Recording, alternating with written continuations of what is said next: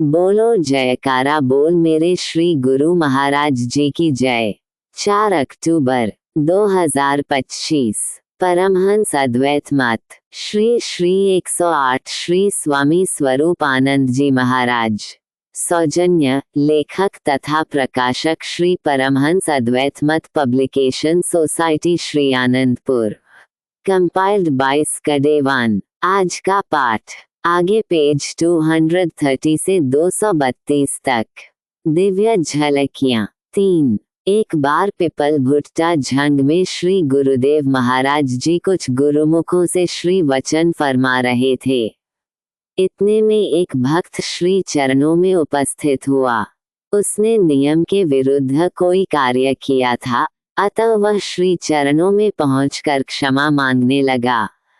अन्य भक्तों ने जब उसे क्षमा मांगते हुए देखा तथा साथ में उन्हें ये भी विदित हुआ कि इसने नियम तथा श्री मौज के विरुद्ध कोई कार्य किया है, इसीलिए ही क्षमा के लिए याचना कर रहा है, तो उनमें से 7-8 भक्तों ने विनय की कि प्रभो, नियम के विरुद्ध कार्य करने पर कोई न कोई दंड अवश्य देना चाहिए, ताकि कोई आगे से ऐसा न कर सके।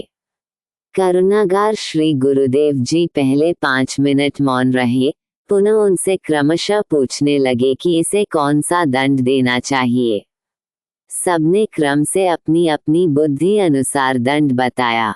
किसी ने विनय की कि प्रभो, 2 दिन यह अपनी सेवा के अतिरिक्त लंगर के सभी बर्तनों को साफ करे। दूसरे ने कहा दीनदयाल जी, बगीचे को पानी देने के लिए पूरा दिन इससे नल चलवाया जाए। किसी अन्य ने विनय की महाप्रभो, इससे सारे आश्रम की सफाई करवाई जाए। इस प्रकार क्रम से 8 भक्तों ने अपनी अपनी बुद्धि अनुसार दंड नियुक्त किए। क्षमाशील भक्त वत्सल प्रभु जी के हृदय से कृपा की लहर तरंगायित हुई। उन्होंने उन 8 भक्तों को एक ओर खड़ा कर दिया और नियम के विरुद्ध कार्य करने वाले भक्त को एक ओर खड़ा किया।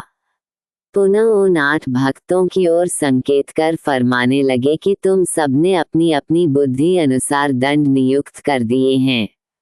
अब केवल इतना बताओ कि इस उच्च दरबार की सेवा जिसके लिए देवी देवता भी तरसते हैं और जो अत्यंत भाग्य के उदय होने पर ही मानव जन्म में प्राप्त होती है, उसे तुम सब दंड समझते हो। वह तो इन सब सेवाओं को प्राप्त कर भक्ति के हीरे लालों से मालामाल हो जाएगा, तो उसे दंड किस बात का मिला। गुरु की सेवा तो अमूल्य देन होती है। बस आप सबकी बुद्धि इसी परिधि में ही सीमित है कि सेवा को दंड समझ रहे हो। मौज में आकर फरमाने लगे कि वह तो अपनी गलती पर पश्चाताप करता हुआ क्षमा याचना के लिए आया है। सत्पुरुष चूंकि दयालु होते हैं, वे जीव की तुच्छ गलतियों पर ध्यान नहीं देते। जो नम्रता धारण कर दीनहीन बनकर क्षमा चाहता है, वे अपने करुणापूर्ण स्वभाव से उसे क्षमा कर देते हैं, अतः उसे क्षमा किया जाता है।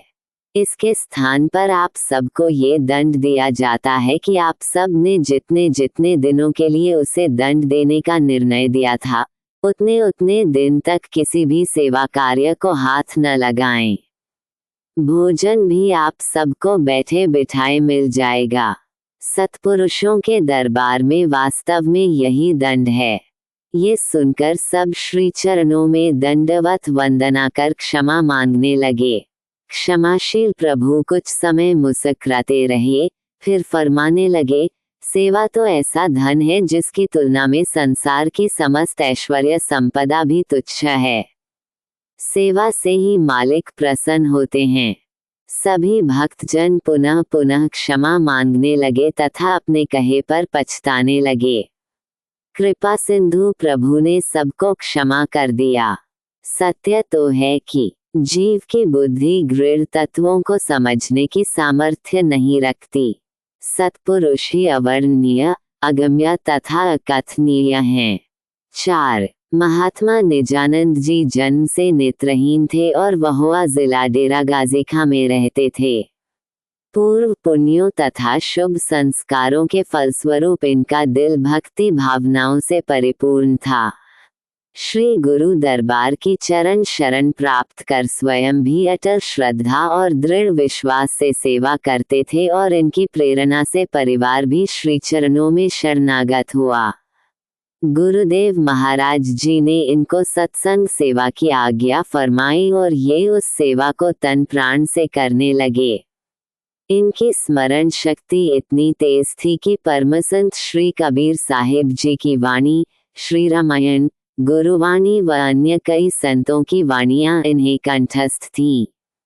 सत्संग में व्याख्यान देने लगते तो 4-5 घंटे से अधिक समय तक देते ही रहते थे।